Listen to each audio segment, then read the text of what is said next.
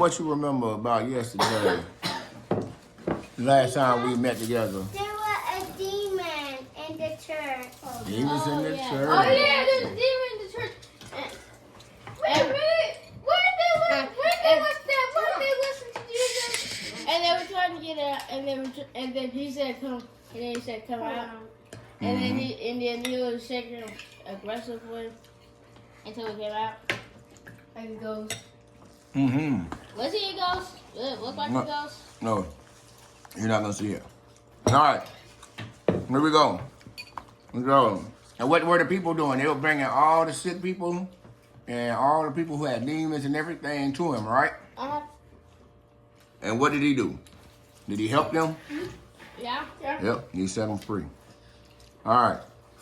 As our story continues with his Galilean ministry, very early in the morning after all this stuff was happening, while it was dark, Yeshua got up and left from the house where he walked and went to a solitary place and prayed. Excuse me, Dad. I can't. The blinds. We ain't got there yet. Calm down. We're going to get there. Blinds. Oh, he's talking about the blinds. Oh, yeah. Yeah, you're being blinded by the light. You see that?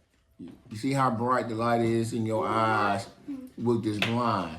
Now imagine, in our Christmas stories, yes. Remember in our Christmas story when they talked about how the light was, Asher, you see how you can't see? I can see it. That's why your eyes is all squinched up, huh? Because you can see so good. The light of God is even brighter. The light of angels is even brighter than this. So imagine, like that, you were walking in the night and your eyes got blinded like this light from this window. That's the type of, that's something you go tell people about. And so, chill out. All right. So then he went off and prayed. Simon and his companions went to look for him. And when they found him, they exclaimed, "Everyone is looking for you." And Yeshua replied, "Let us go somewhere else to a nearby village so I can preach there also. That is why I have come." So he traveled through Galilee, preaching in the synagogues and driving out demons.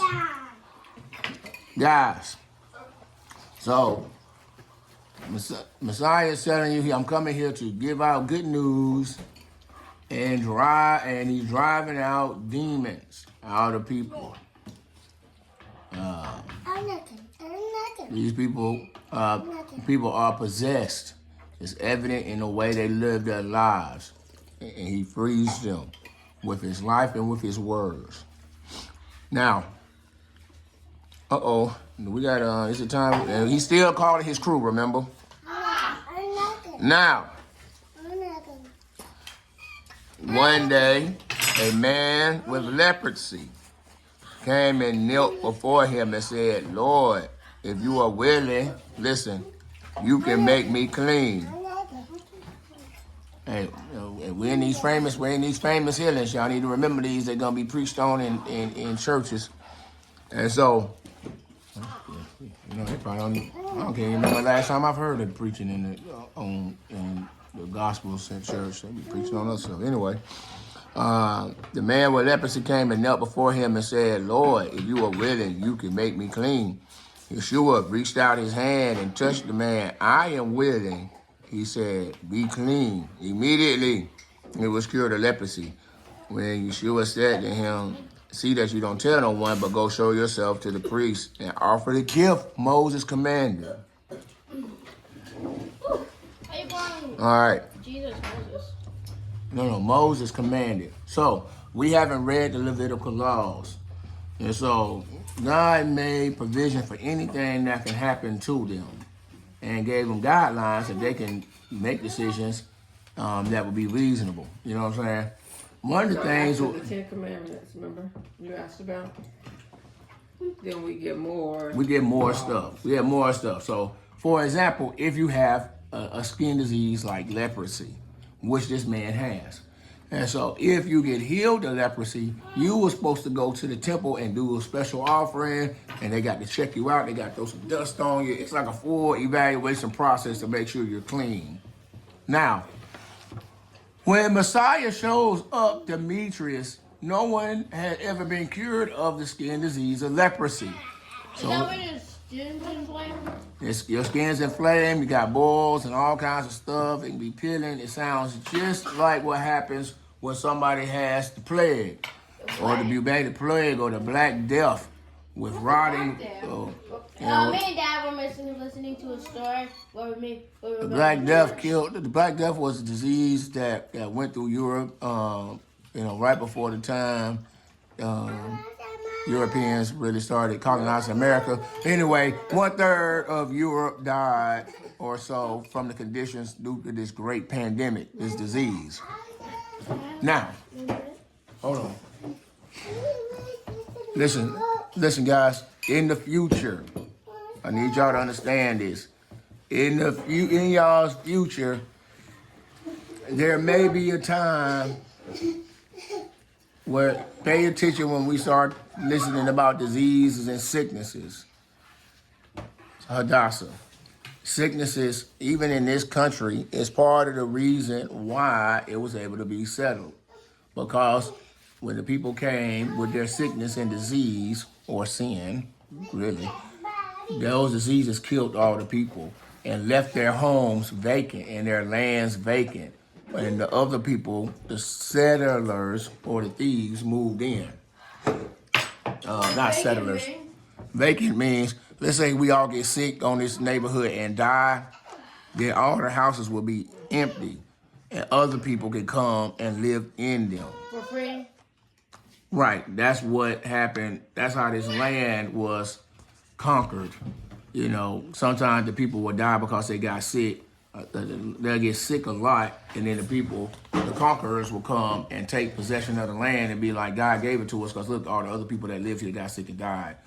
Now, in y'all's future, that will probably happen again, where there'll be a lot of people getting sick and dying.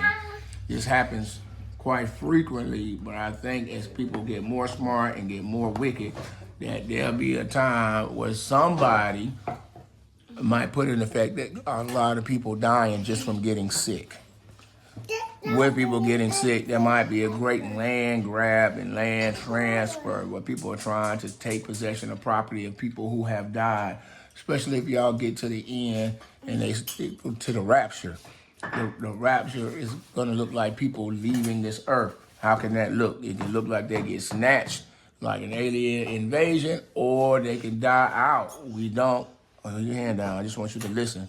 What you need to look for, Hadassah, Damien, twins. What y'all need to look for is this mass dying out. Masses of people dying out through the sickness. All right, that's going to be another sign that we're at the end. Ideally, this is why you guys should be working together, so that if there's sickness or something comes to you guys, y'all are in a position where y'all can support and help each other without having to go across great distances or anything like that, and y'all be able to support each other through the famine or the pestilence that breaks out. Yeah. Right. You see that all the time.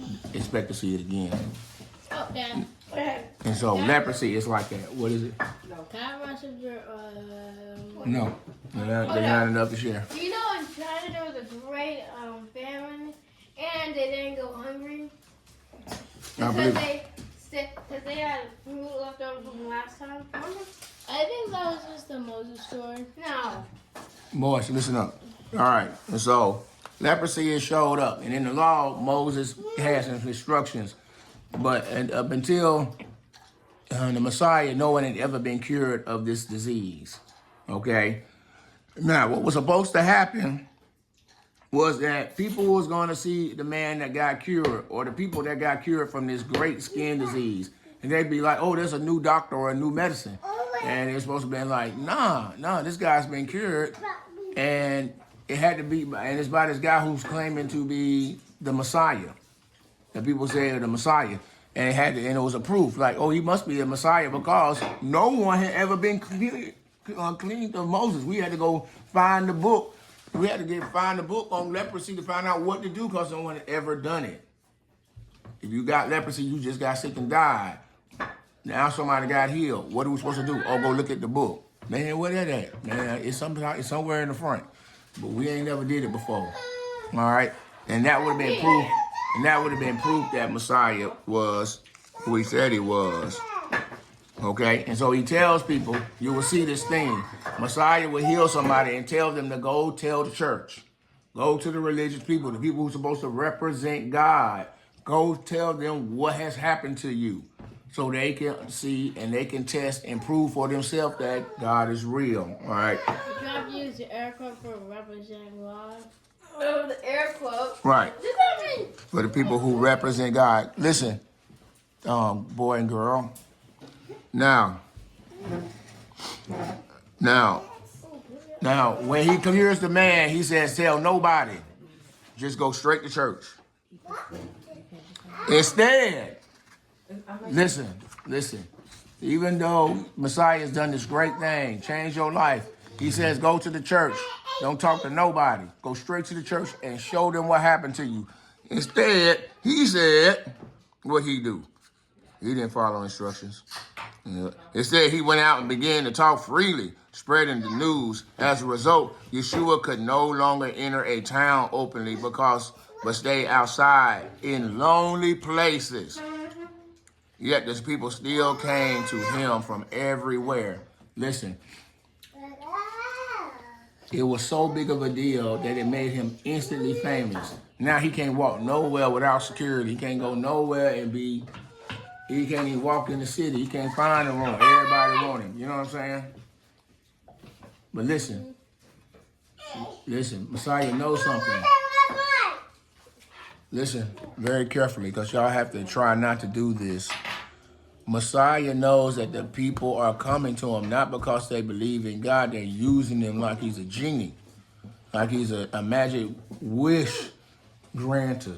They're not thinking about God. They're so wicked. They just want to use him for what he wants to do, what he can do for them. You know what I'm saying? We have to avoid that. The church talks a lot about that. We have to listen for it. They want you to use God for your own personal benefits, which is what these people are doing at this time. This is why he's going away and why he doesn't want a big crowd. He wants people that are there because they genuinely believe and honestly, that he's honestly trying to reveal himself to them, to people who are honestly looking for God, looking for him. Not people trying to use him for miracles and for their own selfish gains. Do you understand? He ain't dumb. He know what people are in people's hearts. Remember that. So we're gonna read from Mark. Forgiving and healing of the paralytic. All right. So now we move on. A few days later, when Jesus again entered Capernaum, the people heard that he had come home. So many gathered that there was no room left. Listen, not even outside the door. And he preached the word to them. Some men came bringing a man, a paralytic, carried, and 4 of them carried him, right? Since they could not get him to Messiah because of the crowd, to Yeshua because of the crowd, they made an opening in the roof above Yeshua. And after digging through it, lowered the mat of the paralyzed man was laying on it. When Yeshua saw their faith, listen to this. When Yeshua saw their faith, he said to the paralytic, son, your sins are forgiven. They're forgiven. Remember, now, what did he do? Did he ask for forgiveness? The man just couldn't walk. He was physically paralyzed. But they believed in who he was so much that they went through great efforts to get to him. Can you imagine? Hadassah's legs not working. And you 3 are carrying Hadassah. It's crowded. Like you got to get to me in this chair and the whole neighborhood is full of people. And you're like, no, I got to see that man. And I don't care what it takes. I will move this crowd and I will I would dig through this house to get to God. Because I believe that he will save me. He has that. They have that type of faith. Right. They have that type of faith. Now, guess what? When you have that type of faith, it is considered righteousness. Why? Because I believe God. All right. And so, and they acted on it, going through great lengths to demonstrate their faith. And that will save them. What clean their sins. You know what I'm saying? They already know. He already knows just by the effort. Look what he says. Joshua sees their faith. They demonstrated. Understand? Demonstrated. When people say they like you, they love you, or whatever, there has to be evidence. They have to demonstrate it. Oh. And if they ain't demonstrated, there ain't no proof. It don't exist. Soon as that man coming through the roof with his buddies carrying him, Yeshua already knows these people love him enough to they got him through all of this to come see me. He believed so much and they were so determined they never gave up until they got here. Yes, your sins are forgiven. Which was made important. He coming there talking about his legs. It's like, nah, we can fix that. That's an easy thing. Easy thing, and people should believe. We'll continue. Now some teachers of the law were sitting there thinking to themselves. Now listen, now the religious people, the church people, were sitting in the room. They inside with Yahshua. All the crowd, the people that like it, really outside trying to get to him. But it's the people of the church inside keeping them, standing in between them and Messiah. I know you don't understand that, but you will in the future. What is it? I'm sorry. Oh. All right, quiet. We're going to get through this stuff. We'll hold it. So, they were thinking to themselves, why does this fellow talk like this? He's blaspheming. Who can forgive sins but God alone? Obviously, but God alone. Y'all see the power. Y'all should assume y'all supposed to know better, right? Immediately, Yeshua knew in his spirit that this was what they were thinking in their hearts. And he said to them, why are you thinking these things?